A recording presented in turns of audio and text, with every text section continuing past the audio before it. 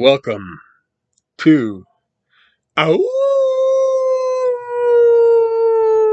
Werewolf from Wisconsin named Kevin doing comic book reviews, horror comic book reviews, who may or may not be the spawn of Svengoolie. After all, told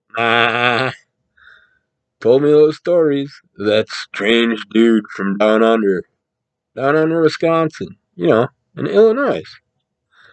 It just so happened to make a trip up into the Northwoods a certain amount of years ago.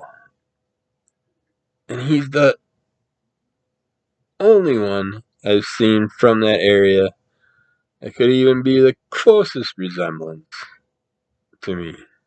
So, who knows? Still trying to find out. Still haven't got that little genetics test. We'll figure it out eventually. But until then, we're going to keep doing horror comic reviews up in the Northwoods of Wisconsin.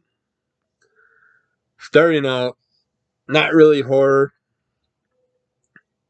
but he's just such a creepy, goofy little character. I figure he fits in right in with this segment. And we got the all-new Doop. Number 2,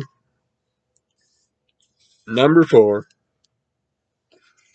number 5 from Marvel Now Comics.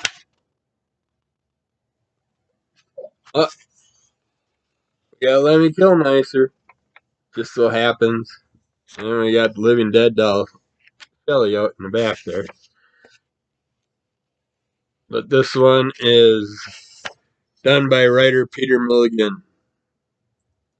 Letters by V.C. Clayton Cowles. Federico Santagati and David LaFuente. Our artists, Michael and Laura Allred, did cover art. Laura Allred was a color artist. And Devin Lewis was assistant editor. And I am trapped by a cat. I gotta get some type of, what do you call it? Not a bayonet. Type of bed that kind of holds the cat in place. I don't have to hold him and hold everything else. Yeah. Is that better? You happy now? Just wintertime, he's always got to be hanging with the pack. Our little guy, Doop, our little green character, these are fun stories about him having well, there is a little synopsis in here I suppose I could give. There is a green potato-looking thing that lives with the X-Men. Doop. Previously, after confessing his undying love to Kitty Pryde, Doop learned how to speak English. I guess that's all they're telling us in here. But we get to meet Doop's mom. She's a very big, scary creature that appears in these. And Doop's obsessed with Kitty Pryde. Takes her to the other realms to try and get her to fall in love with him. And there's his very aggravated mother trying to come and punish Doop. Well, she's always treating him like crap throughout here and torturing the poor little guy. But between her and his love affair and trying to do things with the X-Men and stuff, it's just a fun, hilarious little crossover. And here it says, Raz, a member of the Brotherhood of Evil Mutants from a far future, told Doop that Doop's mother has a dark secret. Desperate to know what it could be, Doop summoned his mama from the marginalia and immediately wished he hadn't. Because she just tortures the crap out of him. But she doesn't want to tell him the truth. You can't handle the truth. And it's just, yeah. It's, you get a chance to check out anything with Doop in it, I suggest doing it. It's a lot of fun. Yeah. Even you need a little Doop to play with. Although he did leave a little poop outside his litter box and halfway up our staircase yesterday that I had to clean up. Yeah, poop, not Doop. I'd rather have the little green Doop than the little brown poop. This one we got from DC Universe. There's a 6-issue miniseries. Well, I have some of the other ones I've reviewed. I don't think I have the complete series, but I came across number 6. And I figure, what the heck, finish this storyline off. We got Gotham City Monsters. This is done by Steve Orlando's the writer. Manke Nahulpin is the artist. Trish Mulvihill is the colorist. Tom Napolitano is the letterer. Howard Porter and Hi-Fi did the cover. And Dave Wielgos is the editor. And Jamie S. Rich is the group editor. But in here, we get some of the Belle Reeves criminals kind of trying to stop Frank in his tracks from doing whatever he's doing with Melmoth. We get a nice little convergence of a variety of characters, all in their own groups, trying to put Melmoth in his place, or trying to defend Melmoth. It's like Melmoth controls the zombies. Killer Croc's kind of got Frank face down in the swamp with a huge sword through his back. Yeah, Orca and the gang ready to take on the zombies to try and get the Melmoth. It just, the issues I have read from it, I really enjoyed. I know I don't have the complete run, but I've got bits and pieces of it, and they pretty much, no matter where I jump in, I can figure out where I'm at. And it makes it nice and easy for the read. And this one was called The Malevolence of Melmoth. It was the series finale. Check those out if you like those characters. I really enjoy the whole monster crew hanging out with Frankie. Next up, we have Nightclub, issue 1. This is a kind of a test trial. Oh, nose itch there. This is done by Mark Millar, is the writer. Juanan Ramirez is the artist. Colorist is Fabiano Mascalo. Letterer Clem Robbins. And a bunch of other characters are part of the back team.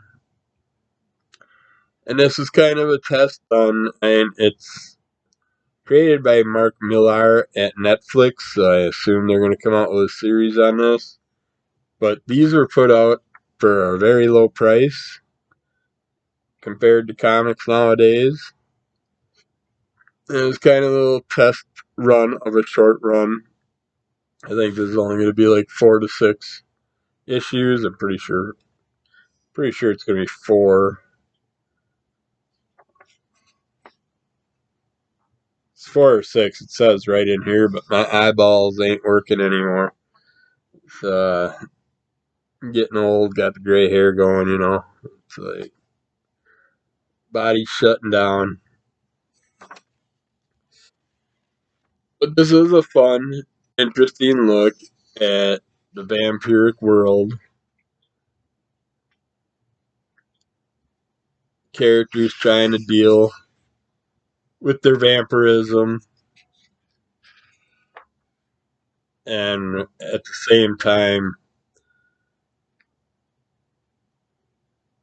kind of building an army, uh, learning powers and abilities, and it's just basically getting you started along the way. We got a character that starts off the bat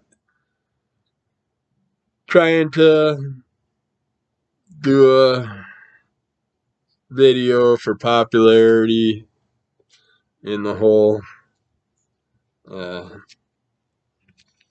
social networking world, trying to get his name out there, and ends up doing something a little too extreme. And because of that, a certain character decides to turn him into a vampire, give him a second chance at life. So it was definitely enjoyable.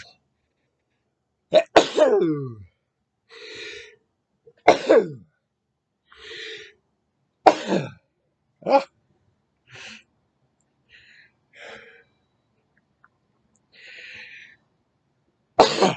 excuse me. I think I'm allergic to cats.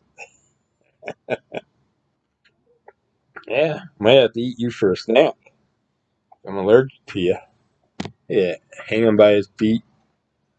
I'm not gonna hold you upside down while you sleep and I'm trying to do podcast. You're Mister.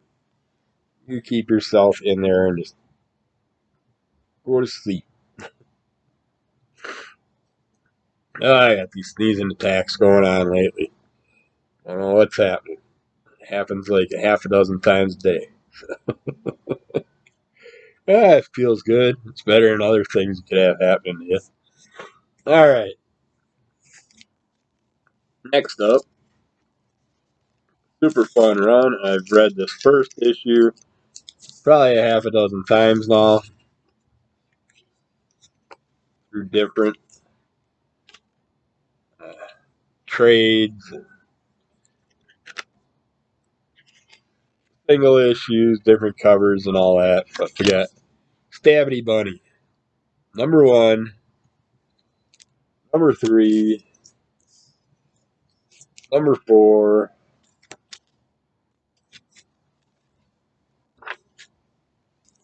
number 5,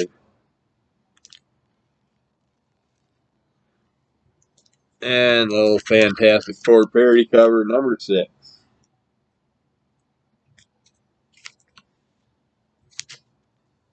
Folks, I keep telling you to read small indie press books, and here's another reason why. This is one to watch out for. Reading with a flight brain.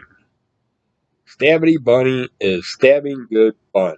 5 out of 5 stars, says First Comic News. Strikes just the right balance of being cute and gruesome.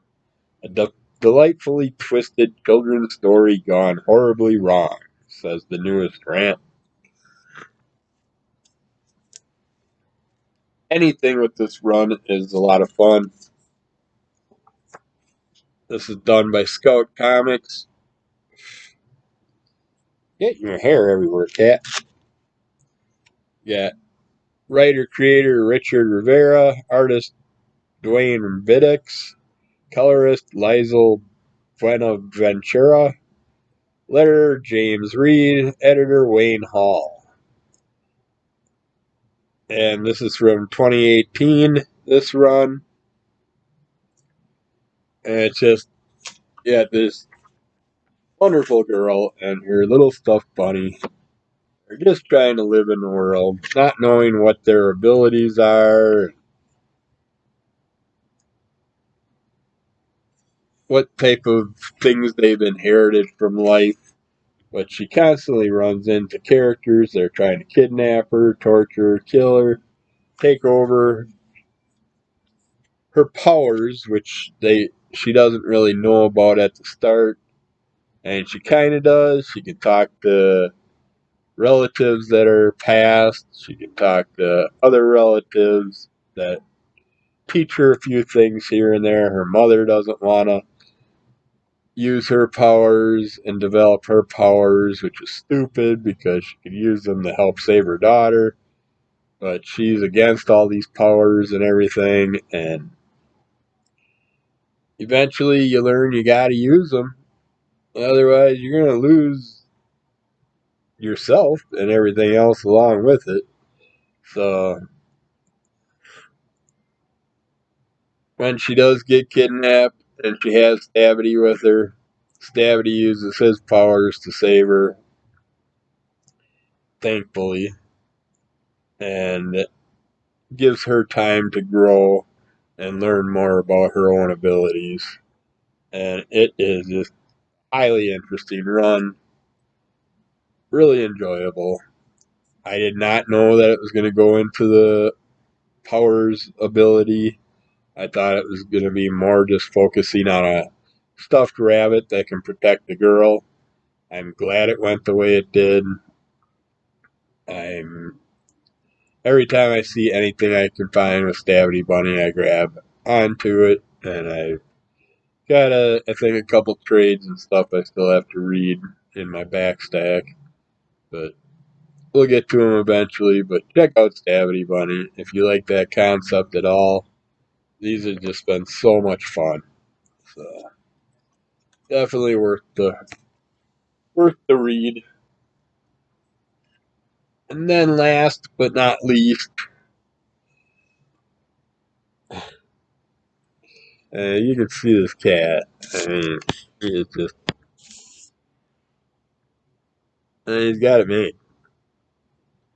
And it's just his life. And just lay around, sleep all day, then beg for treats all afternoon and evening, and pretend like you want to go in and out every 5 minutes, but never go. Now he's holding on to my hair. He's got my hair in his paw. He's tugging on it. Alright, last but not least, pick this one up. They had some pretty cool horror action figures back in the day that I tried to collect. Got a few of them, but we got Teenage Mutant Ninja Turtles, Urban Legends, number 5, IDW. This, of course, I grabbed because of the bat on the cover. It's stories by Gary Carlson, art by Frank Fosco, inks by Andrew Papoy, colors by Adam Gazowski, letters by Chris Eliopoulos, and a variety of other people involved. The artwork's beautiful as usual. But this story gets us into the urban legend of uh, Asian storylines, and we get to see the turtles trying to help out Splinter and everything, and dealing with some new entities like a lizard man, and a character that's kind of turning people into mutants, crossing them over with animals like the turtles ended up having with the mutagen, and while they're dealing with it, they chase after an entity that ends up being a giant bat that they come across, and it was just a lot of fun, as all the Teenage Mutant Ninja Turtle comics are. Definitely worth the read. I'd like to see the rest of these eventually, see which ones I can come across. They did have some fun turtle Universal Monster crossover style characters. I see on the back here, we got Dick Tracy, Class of Detective, New Town, Same Old Crooks. New series hits the streets in September. By Lee Allred, Michael Allred, Rich Tommaso, Laura Allred. I didn't know the All Reds did a Dick Tracy run, so I'm gonna have to look into them. I'm not big on Dick Tracy, but I like everything the All Reds do. Well, most of it.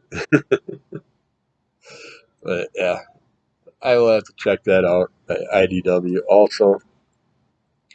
But that's it for today, folks.